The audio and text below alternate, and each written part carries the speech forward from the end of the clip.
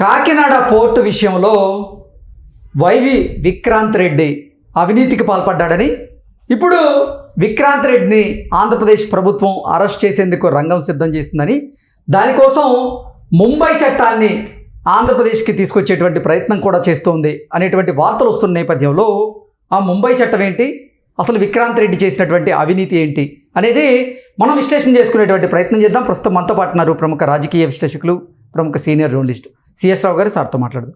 Sir నమస్తే. Sir నమస్తే. YV Subbareddy కుమారుడైన వైవి విక్రాంత్ రెడ్డి, ఇతను అధికారాన్ని అడ్డం పెట్టుకొని గతంలో కాకినాడ పోర్టులో అవినీతికి పాల్పడ్డాడని, ఇప్పుడు ఆంధ్రప్రదేశ్ ప్రభుత్వం అతన్ని అరెస్ట్ చేసేందుకు రంగం సిద్ధం చేస్తుందని, ఆయన అరెస్ట్ కోసం ముంబై చట్టాన్ని ఇక్కడికి తీసుకొచ్చేటువంటి ప్రయత్నం కూడా చేస్తోంది అంటూ కొన్ని వార్తలు వస్తూ ఉన్నాయి. ఏంటి సార్ ఆ అవినీతి ఏంటి, ఆ ముంబై చట్టం ఏంటి? ఇప్పుడు విక్రాంత్ రెడ్డి ఎవరు? తిరుమల తిరుపతి దేవస్థానం మాజీ చైర్మన్ వైవి సుబ్బారెడ్డి కుమారుడు. ఈ విక్రాంత్ రెడ్డికి కాకినాడ పోర్టుకి సంబంధం ఏంటి అని అంటే, అరబిందోకి ఈ కాకినాడ పోర్టు మొత్తాన్ని రాయించడంలో ఇతను కీలక పాత్ర పోషించారు అనేది ఆరోపణ ఎదుర్కొంటున్నాడు. అందుకే A1గా విక్రాంత్ రెడ్డి ఉన్నాడు, A2గా విజయసాయిరెడ్డి, A3గా శరత్చంద్ర రెడ్డి, ఇలా మొత్తం ఉన్నారు కదా. సో ఈ కేసు ఆల్రెడీ సిఐడి విచారిస్తున్నటువంటి క్రమంలో విక్రాంత్ రెడ్డి ఈ ఎవరైతే వెంకటేశ్వరరావు అని ఉన్నాడు, కేవీ రావా పేరు, వెంకటేశ్వరరావు అతని పేరు, అతనికి ఉండేటువంటి 41% వాటాని తక్కువ రేటుకి, నామినల్ రేటుకి ఇవ్వాల్సిన పరిస్థితి ఎందుకు వచ్చింది, ఏ స్థాయిలో బెదిరించారు. ఇప్పుడు విక్రాంత్ రెడ్డి తాడేపల్లి సీఎం ఆఫీస్కి వెంకటేశ్వరరావుని తీసుకెళ్ళినప్పుడు అక్కడ ఏం జరిగింది, అక్కడ గన్ పెట్టి బెదిరించారా లేదా, ఆ భయపెట్టడంతో పాటు వెంకటేశ్వరరావు ఫ్యామిలీ మొత్తాన్ని కేసుల్లో ఇరికించి లోపలికి పంపిస్తామని బెదిరించారా లేదా, ఆ రోజు అసలు ఏం జరిగింది అనేది విక్రాంత్ రెడ్డి చెప్తే రికార్డ్ అయ్యే అవకాశం ఉంది. అందుకని విక్రాంత్ రెడ్డిని అరెస్ట్ చేసే అవకాశం ఉంది ఆంధ్రప్రదేశ్ సిఐడి పోలీసులు అనేది ఒకటి.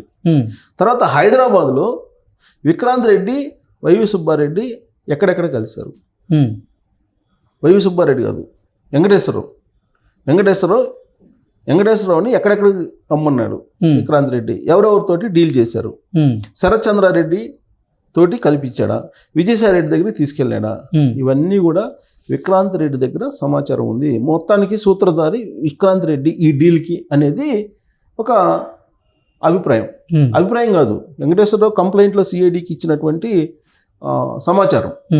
దాన్ని బేస్ చేసుకొని ఇప్పుడు విక్రాంత్ రెడ్డిని అరెస్ట్ చేయాలి ఫస్ట్. ఎందుకంటే విక్రాంత్ రెడ్డిని అరెస్ట్ చేస్తే కనుక ఈ మొత్తం వ్యవహారం బయటికి రాదు. కేవలం నామినల్ రేట్కి కొన్ని వేల కోట్ల రూపాయల ఆస్తిని నామినల్ ఇచ్చేసేసి ఆక్యుపై చేసేసుకున్నారు, అరవింద్కి అప్పచెప్పారు. ఈ మొత్తం వెనక జరిగినటువంటిది డాన్స్ ఏదైతే చేస్తారో ఆ డాన్స్ తరహాలో చేశారు అనేది. ఇది ఒక్క కేసే ఇలా జరగల, ఆంధ్రప్రదేశ్లో చాలా చోట్ల ఇక్కడ జరిగింది అనేది. ఇప్పుడు అతను వెంకటేశ్వరరావు వచ్చి కంప్లైంట్ చేశారు కాబట్టి ఇది బయటకు వచ్చింది. ఈ విధంగా ఆస్తులు రాయించుకున్నటువంటి సంఘటనలు, కంపెనీల్లో వాటాలు ఉదారంగా లేదంటే తక్కువ రేటుకి భయపిచ్చి సొంతం చేసుకున్నటువంటి సంఘటనలు ఆంధ్రప్రదేశ్ వ్యాప్తంగా మీకు చిత్తూరు నుంచి అంటే తిరుపతి నుంచి విశాఖపట్నం దాకా ఉంది అని చెప్పి.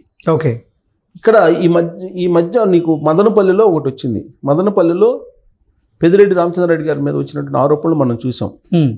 అక్కడ పట్టా ల్యాండ్స్ కూడా లాగేసుకున్నారనేది. ప్రధానంగా క్షత్రియ కమ్మ సామాజిక వర్గానికి సంబంధించినటువంటి కంపెనీలు వాటాలు రాయించేసుకోవటం, వాళ్ళకు ఉన్నటువంటి భూములను లాగేసుకోవటం, ఇలాంటివన్నీ జరిగాయి రాష్ట్రంలో 2019 నుంచి 2024 వరకు. ఈ కేసులు మొత్తాన్ని కంపైల్ చేసేసి మళ్ళీ రికవరీ ఎలా చేసుకోవాలి, ఎందుకంటే రిజిస్ట్రేషన్ చేసేసుకున్నారు, దాని మీద కోర్టులకు వెళ్ళేటువంటి అవకాశం ఉంది. కోర్టులకు వెళ్తే కోర్టు స్టే ఇస్తాయి. అలాంటప్పుడు నీకు వాళ్ళని అరెస్ట్ చేసి రికవరీ చేయటం అనేది జరగనటువంటి పని ఇప్పట్లో. అందుకని ఒక ప్రత్యేకమైన చట్టం అయితే దీనికి కావాలి అనే అభిప్రాయానికి చంద్రబాబు గారు వచ్చారని తెలుస్తుంది. ఎందుకంటే వాసుదేవరావు ఎవరైనా లిక్కర్ స్కామ్కి సంబంధించిన కీలక సూత్రధారి. ఈయన వాసుదేవరెడ్డి నీకు బెయిల్ మీద ముందస్తు దాని మీద ప్రయత్నం చేసుకుని కోర్టులో అరెస్ట్ కాకుండా సేవ్గా ఉన్నాడు. తర్వాత ఆయన గనుల శాఖ డైరెక్టర్ వెంకటరెడ్డి ఆయన బెయిల్ మీద బయటకు వచ్చేసాడు. ధర్మారెడ్డి అయితే అసలు ఆయన గురించి మర్చిపోయింది ఇప్పుడు తెలుగుదేశం పార్టీ ప్రభుత్వం. ఇక మిగతా వాళ్ళు చాలా మంది ఉన్నారు ఇలాంటి వాళ్ళు. ఇప్పుడు ఆ రోజు సీఎం ఆఫీస్లో ఎవరెవరు కీ రోల్ తిప్పారో వాళ్ళు హ్యాపీగా ఉన్నారు. ఇప్పుడు అసలు వాళ్ళే షాడో సీఎం అని ఇప్పుడు నడిపిస్తున్నారు ఆంధ్రప్రదేశ్లో అని చెప్పి కూడా ఒకటి వినిపిస్తుంది. సో వీళ్ళందరూ తప్పించుకోవడానికి కారణం ఏంటంటే ఒక పగడ్బందీ చట్టం లేకపోవడం, దానికి సంబంధించి లూప్ హోల్స్ని పట్టుకొని వీళ్ళు బయటకు వచ్చి మళ్ళా యథాతథంగా వీళ్ళు ఎగిరి పడుతున్నారు. పైగా ఎవరి దగ్గర అయితే ఆస్తులు లాగేసుకున్నారో ఆస్తులు వాళ్ళ దగ్గర ఉన్నాయి. ఆస్తులను తిరిగి మళ్ళా ఎవరైతే బాధితులు ఉన్నారో వాళ్ళకి ఇప్పించినప్పుడు కదా ఈ ప్రభుత్వం యొక్క విలువ ఏంటనే తెలిసేది. అది తెలియాలంటే ప్రత్యేక చట్టం కావాలి. ఈ ప్రత్యేక చట్టం ఎలా ఉండాలి, ఎలాంటి చట్టాన్ని తీసుకురావాలి అనే దాని మీద చంద్రబాబు నాయుడు గారు ఆలోచించినప్పుడు ముంబై గుర్తొచ్చింది ఆయనకి. ముంబైలో ఒకప్పుడు అండర్ వరల్డ్ డాన్స్ ఉండేవాళ్ళు. అక్కడ అండర్ వరల్డ్ డాన్స్ పంచాయతీలు చేసి ఇట్నే లాగేసుకునేవాళ్ళు ఆస్తులు లాగేసుకొని వాళ్ళ పేరు పైన రిజిస్టర్లు చేసుకొని చేసేవాళ్ళు ముంబైలో. ఇప్పుడు కూడా ఉంది, బట్ అప్పుడు తీవ్రంగా ఉండేది. ఒకప్పుడు చాలా తీవ్రంగా ఉండేది ముంబైలో. అక్కడ బిజినెస్ పీపుల్ కానీ లేదంటే వ్యాపారస్తులు కానీ లేదా పారిశ్రామికవేత్తలు కానీ స్వేచ్ఛగా వాణిజ్యం చేసే పరిస్థితి ఒకప్పుడు ఉండేది కాదు. ముంబై అనగానే డాన్స్ గుర్తొచ్చేవాళ్ళు. ఆ స్థాయిలో ఉండేది అక్కడ. ఆ స్థాయిలో నీకు తుపాకులతోటి ప్రైవేటు సైన్యాన్ని నడిపి ముంబై డాన్స్ సినిమాల్లో కూడా మనం చూసాం. అప్పుడు అక్కడ పరిస్థితిని చక్కదిద్దడానికి ఒక ప్రత్యేకమైనటువంటి చట్టాన్ని తీసుకొచ్చి వీళ్ళు ఎవరైతే ఉన్నారో వాళ్ళు ఎవరైతే అక్రమంగా రాయించుకున్నారో వాళ్ళ దగ్గర నుంచి ఆస్తులను తీసుకొని మళ్ళీ యథాతథంగా ఎవరైతే బాధితులు ఉన్నారో వాళ్ళకి ఇచ్చేదానికి ఒక ప్రత్యేకమైన చట్టాన్ని ముంబైలో తీసుకొచ్చారు. ఆ చట్టాన్ని ఇప్పుడు ఆంధ్రప్రదేశ్లో తీసుకురావాలి అనేది చంద్రబాబు నాయుడు గారి యొక్క ఆలోచన అన్నట్టు ఇప్పుడు ప్రభుత్వ వర్గాల్లో వినిపిస్తుంది. ఆ చట్టం వస్తేనే ఇప్పుడు సుమారుగా 4 లక్షల ఎకరాలు అసైన్ ల్యాండ్స్ రాయించేసుకుని వెళ్ళిపోయారు. ఇప్పుడు లాస్ట్కి చీఫ్ సెక్రటరీ జవహర్ రెడ్డి గారి మీద కూడా ఉంది కదా ఆరోపణలు. పక్కాగా దొరికాడు కదా ఆయన కూడా, జవహర్ రెడ్డి గారు. దాని మీదనే కదా ఇప్పుడు ఎలక్షన్ కమిషన్ ఆయన సస్పెండ్ చేసింది, ఆయన విధుల నుంచి తొలగించమని చెప్పి. సో కాబట్టి ఇవన్నీ చాలా ఉన్నాయి. ఇప్పుడు అధికారులే ఇప్పుడు ఏదంటారు కంచె చేనే వేసిన చందంగా ఎవరైతే కాపాడాల్సినటువంటి ఐఏఎస్లు ఐపీఎస్లు ఉన్నారో వాళ్ళే ఇప్పుడు తాడేపల్లితోటి చేతులు కలిపేసి తాడేపల్లి వర్గాలతోటి వీళ్ళే భూములు కూడా వీళ్ళ స్థాయిలో వీళ్ళు రాయించేసుకున్నారు. దాంతో ఈ చిక్కుముడిని ఇప్పడానికి ఇప్పుడున్నటువంటి ప్రభుత్వానికి చాలా కఠినమైనటువంటి పరీక్షను ఎదుర్కొంటుంది. అందుకే ముంబై చట్టం అన్నారు. ముంబై చట్టాన్ని తీసుకొచ్చి ఈ మొత్తం ఇడిపించాలి అనేది. చంద్రబాబు నాయుడు గారు ఆల్రెడీ వాళ్ళ మహారాష్ట్ర వెళ్తున్నారు, ప్రమాణ స్వీకారం చేస్తున్నారు ఫడ్నవీస్ మహారాష్ట్ర ముఖ్యమంత్రిగా. దానికి ఆయన అక్కడికి వెళ్తున్నారు. అక్కడికి వెళ్ళిన సందర్భంగా నాకు తెలిసినంత వరకు ఈ చట్టం గురించి కూడా ప్రస్తావిస్తారేమో అనుకుంటున్నాను. ఎందుకనంటే నిన్ననే రివ్యూ మీటింగ్ జరిగింది చంద్రబాబు నాయుడు గారిది.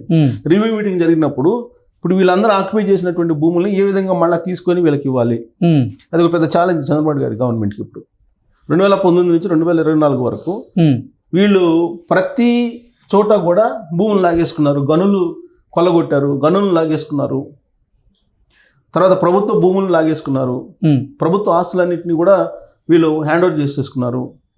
కాబట్టి ముంబై ల్యాండ్ చట్టాన్ని తీసుకొస్తే తప్ప దీని పరిష్కారం రాదు అని చెప్పి అనుకున్నారు. ఎప్పుడు అనుకున్నారు, ఏ పాయింట్ దగ్గర అనుకున్నారు? కాకినాడ పోర్టు ఇష్యూ వచ్చిన తర్వాత కాకినాడ పోర్టులో అడ్డగోలుగా తీసేసుకున్నారు కదా, జిఎంఆర్ లేకుండా చేశారు. ఆ తర్వాత ఆయన వెంకటేశ్వరరావు సంబంధించిన 41% తీసేసుకున్నారు. టోటల్గా అరవిందోకి అప్పు చెప్పారు. అక్కడి నుంచి వాళ్ళు కొన్ని లక్షల కోట్ల రూపాయలు విలువైనటువంటి రైస్ని విదేశాలకి సరఫరా చేసి ఆడ ఒక పెద్ద అడ్డాన్ని తయారు చేశారు, డాన్స్ అడ్డాగా. మరి ఇలాంటి అన్నిటికీ పరిష్కారం ఏంటంటే ఒక ప్రత్యేక చట్టం అయితే కావాలి. ఆ చట్టాన్నే ముంబై నుంచి అమలు చేస్తున్నటువంటి చట్టం ముంబైలో, ఆ చట్టాన్ని ఇక్కడ తీసుకొచ్చి మొత్తం గంగవరం పోర్టు కానీ లేదంటే కృష్ణపట్నం పోర్టు కానీ కాకినాడ పోర్టు కానీ విశాఖ పోర్టు కానీ ఇక్కడంతా దీన్ని బేస్ చేసుకొని వాళ్ళు ఏమేం చేశారు, అలాగే రాష్ట్ర వ్యాప్తంగా భూములను ఏ విధంగా లాగేసుకున్నారు అవన్నీ తెలుసు. కాబట్టి ఆ చట్టాన్ని ఇంప్లిమెంట్ చేయడం ద్వారా మళ్ళా ప్రజలకి ఒక రక్షణ కల్పిస్తూ ఒక భరోసా కల్పించేలాగా ఇంప్లిమెంట్ చేయాలని చెప్పి చంద్రబాబు గారు అనుకుంటున్నారు. మహారాష్ట్ర వెళ్ళారు ఆయన, ముంబై వెళ్ళి ఆయన రేపు వైజాగ్ వస్తున్నారు. వైజాగ్లో కార్యక్రమం ఉంది, డీప్ టెక్ కార్యక్రమం ఏదో ఉంది, దాంట్లో పార్టిసిపేట్ చేస్తారు. ఈ ముంబై చట్టాన్ని స్టడీ చేస్తున్నారు. ఆ చట్టం వస్తే కనుక వీళ్ళందరూ కూడా దొరికే అవకాశం ఉంది. డాన్స్ మొత్తం జైలు పాలు అయ్యేటువంటి అవకాశం ఉంది. దానికంటే ముందు ఎవరైతే బాధలు పడ్డారో బాధితులు వాళ్ళకి న్యాయం జరిగే అవకాశం. Okay sir, thank you so much.